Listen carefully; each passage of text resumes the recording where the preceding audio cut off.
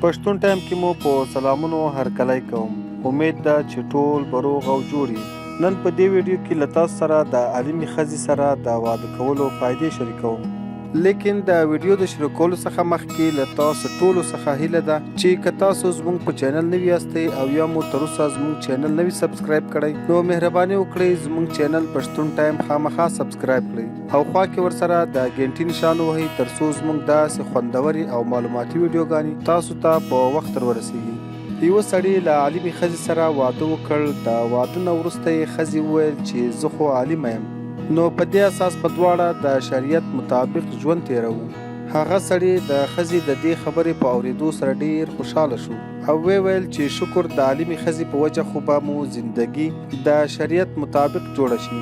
مګر څو ورځې وروسته ښځې ورته وویل چې ګوره ما او تا خو د شریعت مطابق د زندگی تیرولو واده کړې وه او په شریعت کې په ښځه باندې د خواښې او خسر خدمت کول واجب نه دي، نو د شریعت مطابق خاوند هم باید ښځې ته جدا کور جوړ کړي، نو ته هم زما لپاره ځان ته جدا کور واخله. نو په همدې خبرو اوریدو سره سړی ډیر خفه شو او فکر یې وکړ چې جدا کور جوړول خو څه مسله نه ده، خو دا زما د سپینګیري پلار او د سپین ساري مور پسې کیږي او د دوی خدمت به څوک کوي.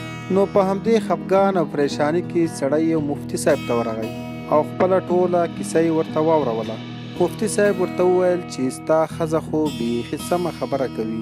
نو سړي ورته وویل چې مفتي صاحب زه ستا خواته د دې مسلې د حل په خاطر راغلی یم، د فتوا اخیستلو لپاره نه. نو په دې کې مفتي صاحب ورته وویل چې یوه طریقه خو شته او هغه دا چې ولاړ شه او خپلې ښځې ته ووایه چې د شریعت مطابق زه دویمه ښځه هم کولی شم، نو په همدې وجه زه دویم واده کوم او هغه به زما د والدینو سره په یوه کور کې اوسیږي او د هغوی خدمت به کوي او ستا لپاره به جدا کور واخلم او هلته به جدا کور کې اوسیږي. ښځې چې د خاوند دا خبره واورېده نو خاوند ته وایي چې زه ورکوه دویم واده، په دویم واده څه کوې؟ زه به همدلته اوسیږم، ستا والدین زما هم والدین دي او د دوی په خدمت کولو کې خو ثواب وي، نو د دوی خدمت به کوم او ماته به هم ثواب را رسیږي.